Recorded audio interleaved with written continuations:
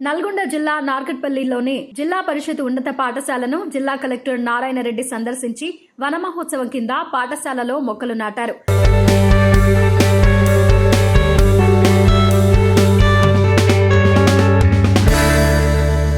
పాఠశాలలో చేపట్టిన తరగతి గదుల మరమ్మతులు, టాయిలెట్ల మరమ్మతులు, ఇతర నిర్మాణాలు వంటి పనులన్నింటినీ 15 రోజుల్లో పూర్తి చేయాలని, ప్రభుత్వ పాఠశాల డైనింగ్తో పాటు కిచెన్ అన్నింటినీ ప్రైవేటు పాఠశాలలకు ధీటుగా తీర్చిదిద్దాలని, ఇందుకు అవసరమైన నిధులను తక్షణమే మంజూరు చేస్తామని ఆయన వెల్లడించారు.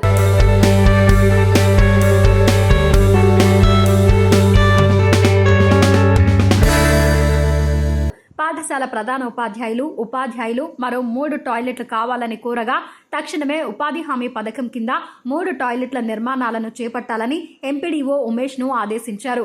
పాఠశాలకు 2 కంప్యూటర్లు కావాలని కోరగా వెంటనే వాటిని మంజూరు చేస్తున్నట్లు కలెక్టర్ తెలిపారు. టీచర్లందరూ క్రమం తప్పకుండా పాఠశాలకు రావాలని, ఒకవేళ ఎవరైనా గైర్హాజరైతే కఠిన చర్యలు తీసుకుంటామని హెచ్చరించారు.